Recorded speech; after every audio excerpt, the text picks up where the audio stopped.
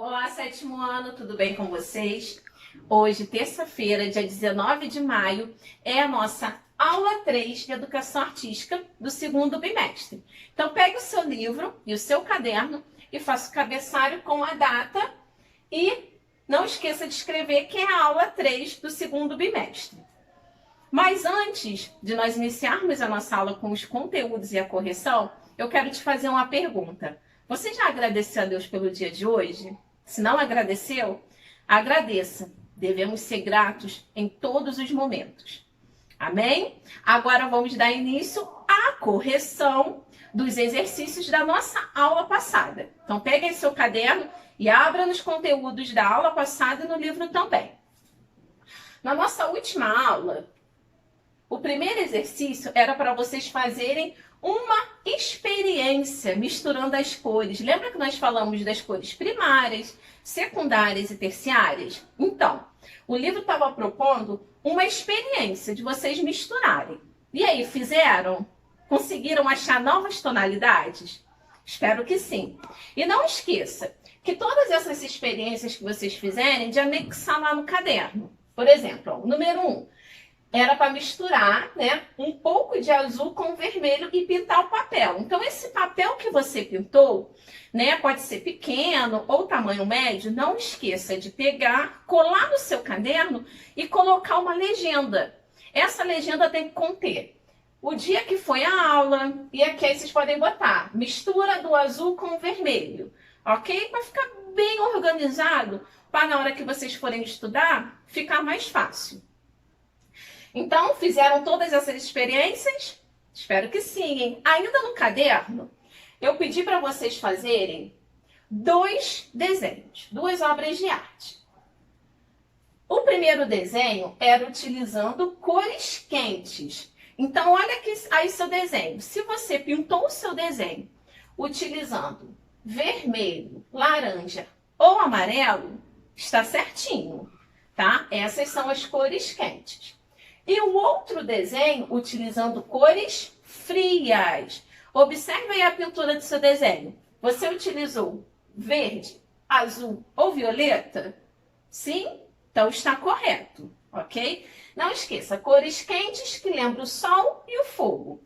E as cores frias lembram água e gelo. Agora vamos passar para os conteúdos de hoje. Nossos conteúdos de hoje são, anota aí embaixo aí do cabeçalho que você já fez: pintura renascentista, impressionismo, expressionismo, pop art. E também vamos falar sobre o Dia Internacional dos Museus. Esses conteúdos estão no livro, nas páginas 36 até a página 40. Com exceção desse último conteúdo aqui, o Dia Internacional dos Museus. Esse conteúdo não tem do livro. Eu preparei uma apostila, tá? À parte. E essa apostila, essa pequena apostilazinha, ela vai estar disponível em anexo no portal. Então, vocês vão lá, vão abrir o arquivo e copiar todas as informações que eu coloquei lá no caderno. É muito importante vocês copiarem no caderno, porque esse conteúdo não tem no livro e eu irei cobrar na avaliação do segundo bimestre. Ok? Então, quando encerrar a nossa aula aqui através do vídeo, não esqueça de ir lá e abrir o arquivo. Então, vamos iniciar falando um pouco sobre a pintura renascentista. Página 36. O mundo que nos cerca é cheio de cores, sendo a luz a responsável pela existência delas. A cada mistura de cores surge uma nova coloração, e é a partir dessas misturas que pintores de diferentes lugares e épocas expressam seus sentimentos, sua visão de mundo.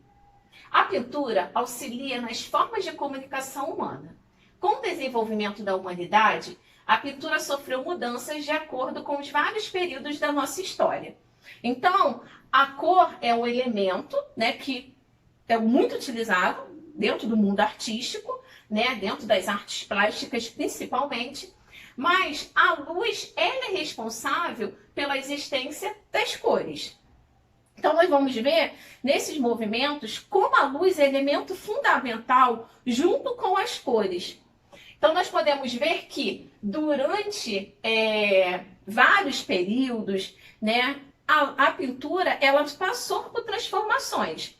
Então, no início era utilizado muita pintura a óleo e depois nós fomos vendo que outras técnicas de pinturas foram surgindo. Então, agora vamos falar um pouquinho sobre o Renascimento.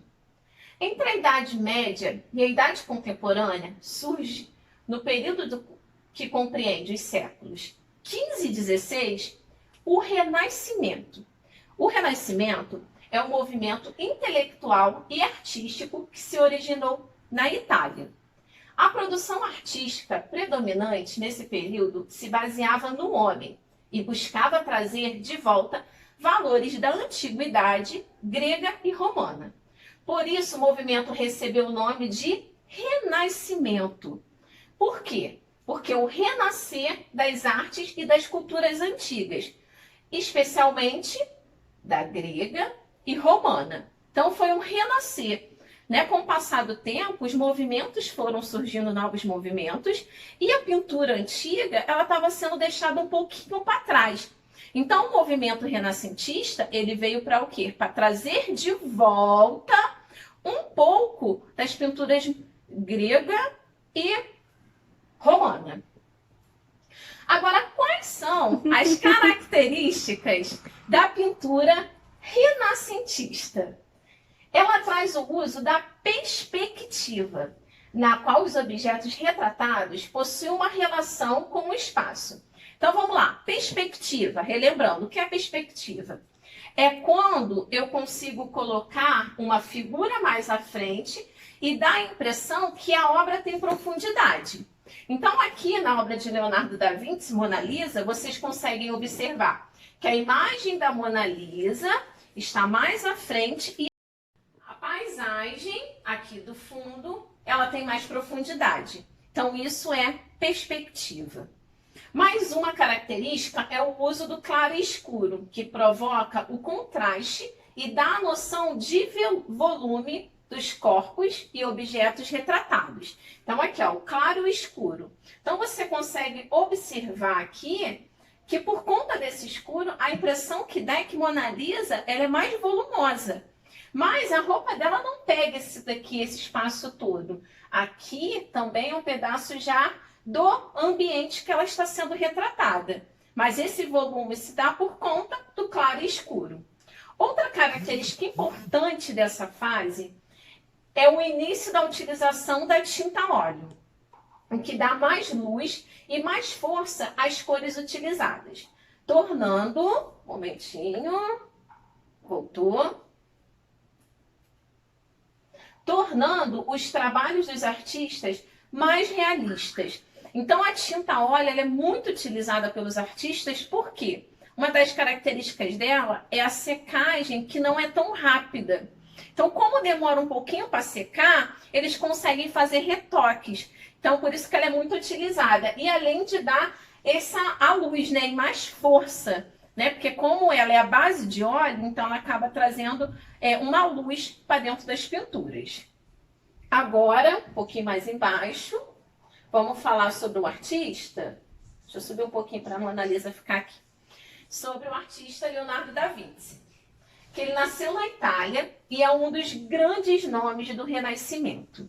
Apesar de sempre relacionarmos o seu nome à pintura, ele também se destacou como matemático, engenheiro, inventor, anatomista, arquiteto e botânico. Então, Leonardo da Vinci tem um currículo bem extenso, mas ele ganhou destaque mesmo, foi na pintura e no movimento renascentista.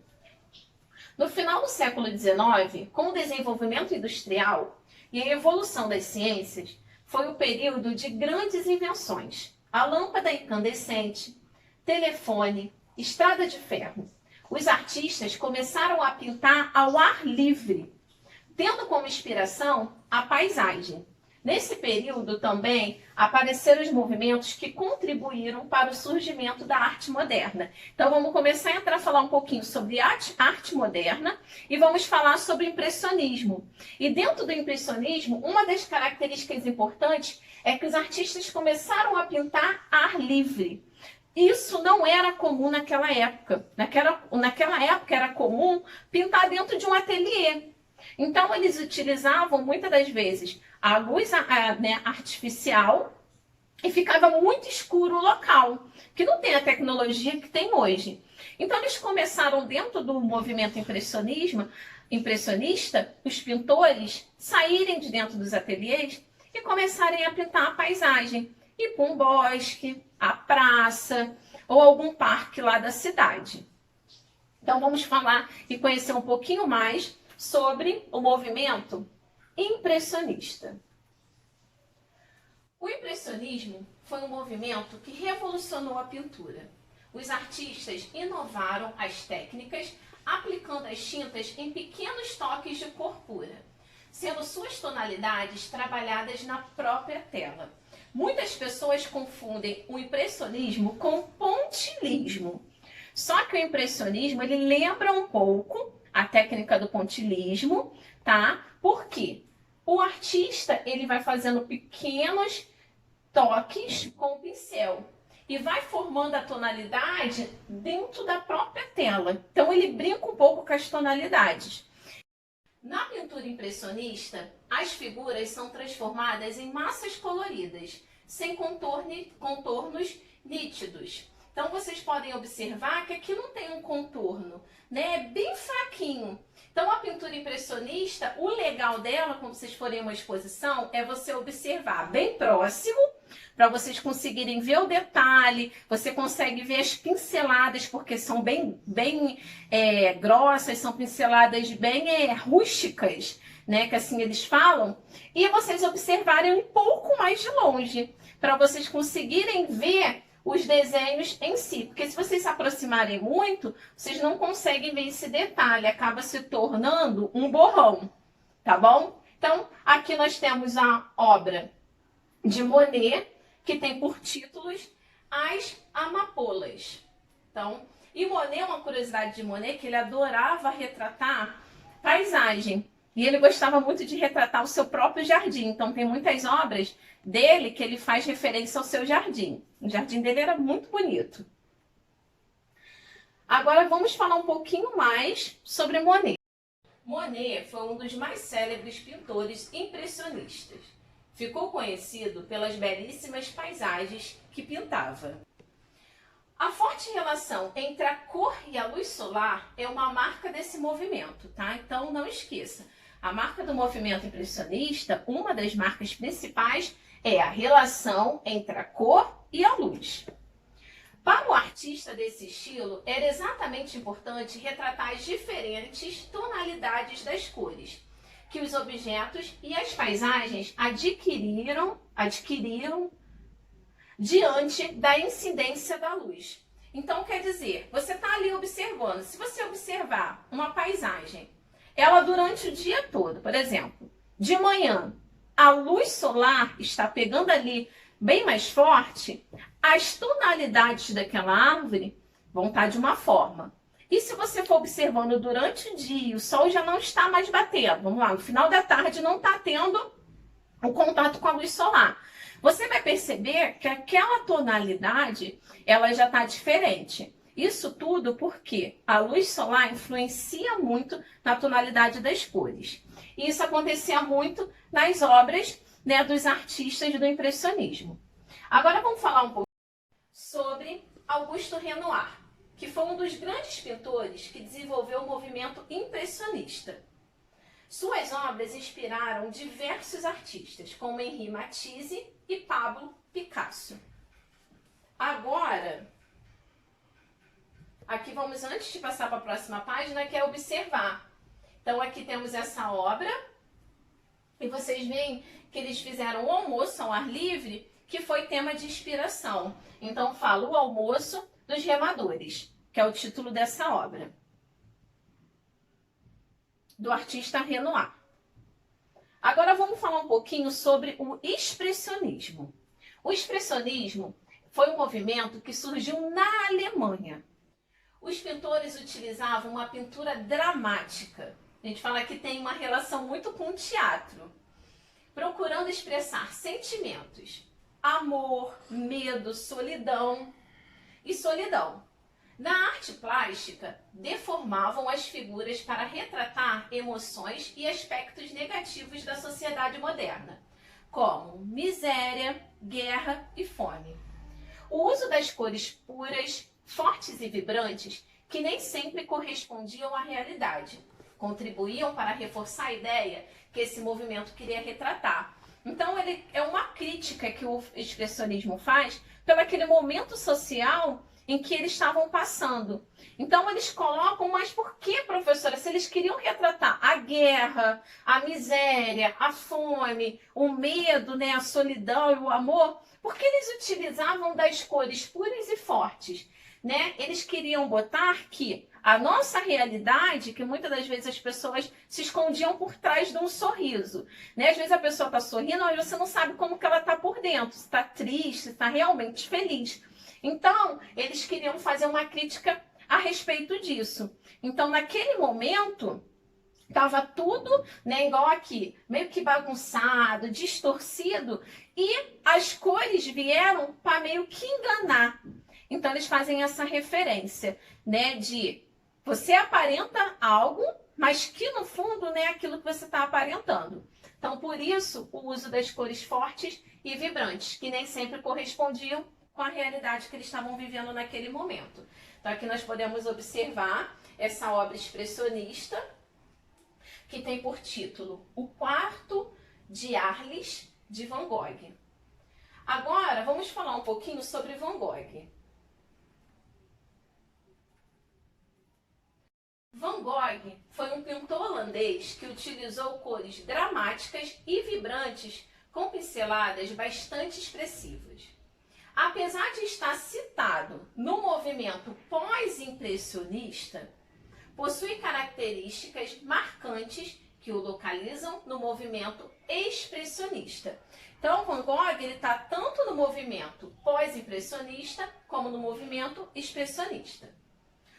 Tanto pelos traços fortes, quanto pela profundidade psicológica das suas pinturas.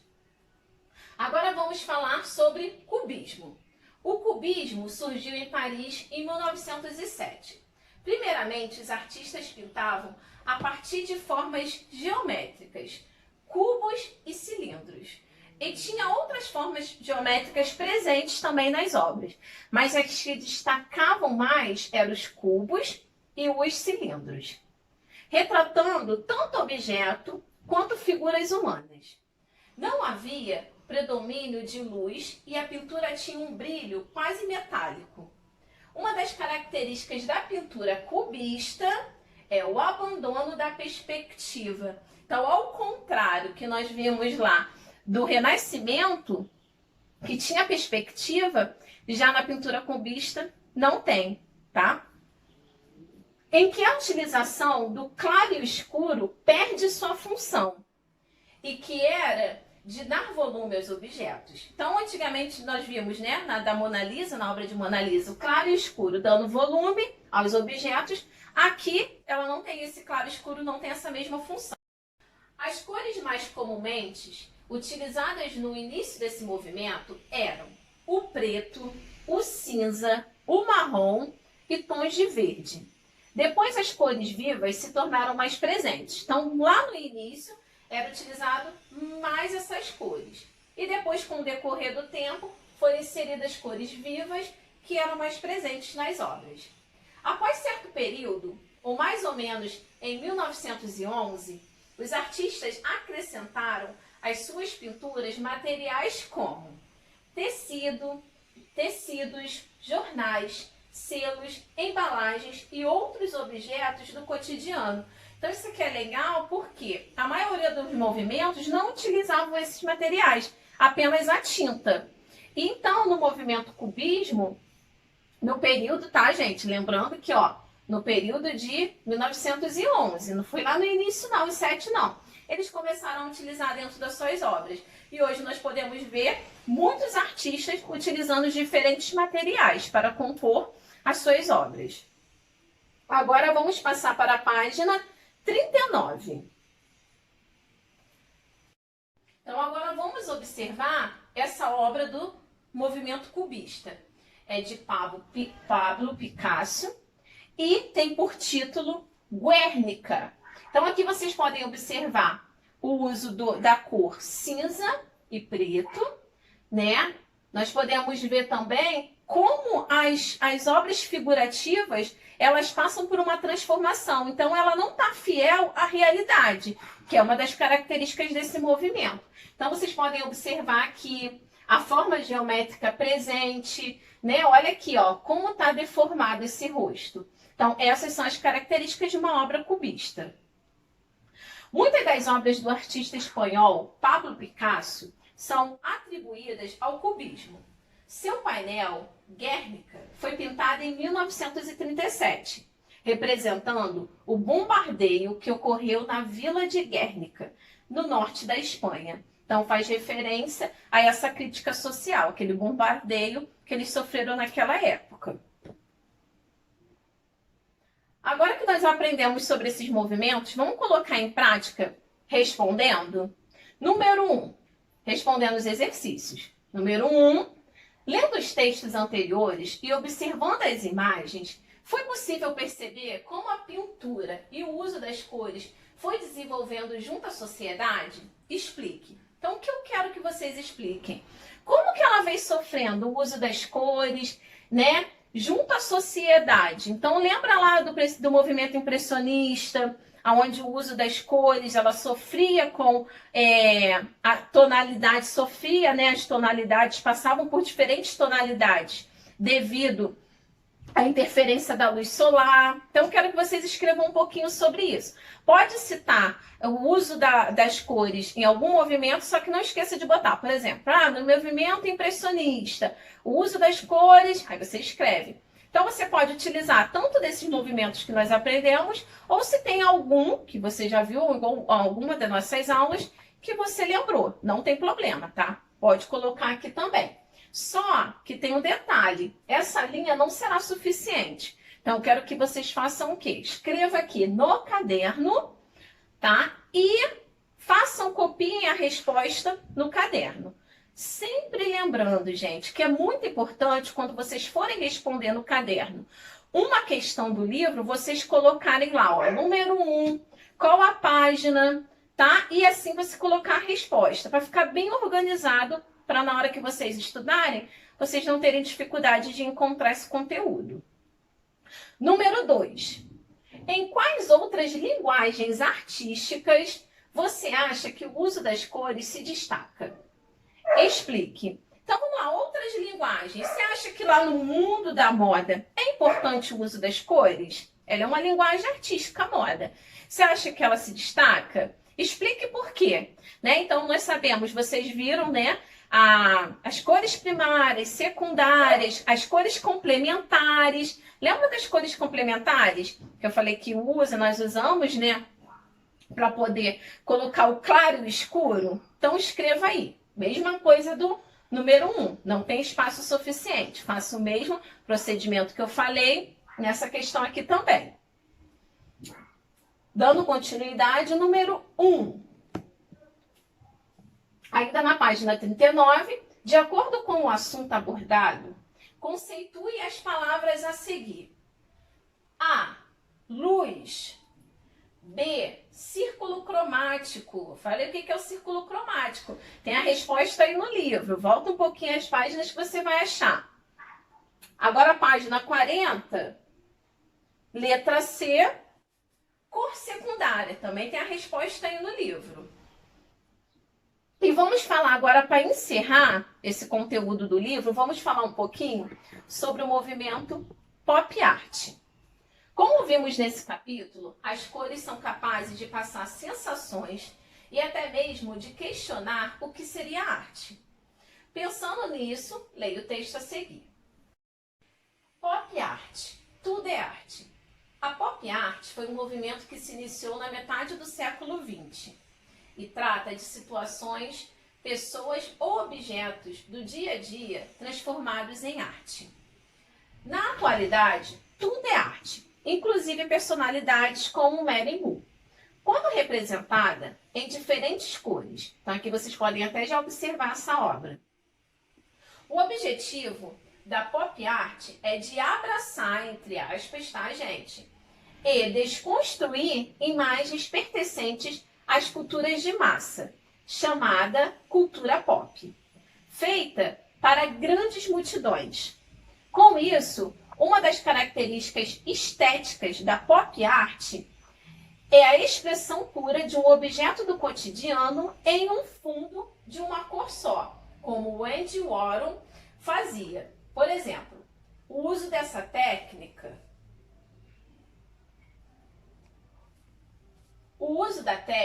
da cenigrafia. Quer fazer sua arte pop? Antes disso, de eu explicar como vocês podem fazer essa arte pop, vamos observar essa fotografia de Andy Warhol, que revolucionou o mundo da arte com o seu modo diferente de fazer. Então, essa estátua de cera, ela está exposta no museu em Nova York. E aqui vocês conseguem observar, aqui atrás, as obras, alguns exemplos de pop art. Então aqui, ó, vocês podem observar a característica, sempre o fundo de uma única cor, tá? E a obra, né, sendo transformada, as cores sofrendo alterações. Então, por exemplo, aqui você consegue ver na cor da pele um tom mais rosado, não a cor realista da artista. Na verdade, da atriz, né? Artista e atriz. Agora vamos descobrir como vocês podem fazer a sua própria arte, sua própria pop art. Vamos lá. O que vocês irão precisar? Quais materiais? Fotografias atuais, papel, tinta e pincel. Se caso você não tiver essa fotografia impressa, não tem problema. Você pode usá-la do celular, tá? Você pode observar essa foto atual pelo celular, mas se você tiver ela impressa, não se preocupe que você não vai recortar. Você vai apenas observá-la. Agora vamos para o passo a passo. Primeiro, a partir das fotos, você escolherá um objeto a ser ampliado e pintado. Então, apenas um objeto. Por exemplo, eu estou na minha fotografia, eu quero pegar a imagem do Moisés. Então, eu vou lá observar o Moisés, ou numa outra fotografia eu quero... Ah, não quero, achei difícil do Moisés. Ah, tem uma árvore, eu quero fazer o desenho da árvore. Vamos lá, peguei. Escolha uma única cor de fundo, isso é muito importante. Aí eu vou fazer meu fundo azul. Então, vou lá e vou pintar de azul o primeiro passo. Aí depois eu vou usar outras cores para pintar aquele objeto. E não precisa ser igual da fotografia, tá? Isso é legal. Você então pode brincar com as cores. Não precisa ser fiel à realidade. Pode botar um pouquinho aí do surrealismo. Então, por exemplo, eu vou lá, botei o fundo azul. Então eu quero pintar a minha árvore, o caule dela, de lilás. Quando você finalizar a sua obra, pegue a sua pop art, né? E cole no caderno. Eu quero que você coloque lá no caderno, dê um título para a sua obra e não esqueça de especificar lá da onde é esse trabalho, em que página do livro, ok?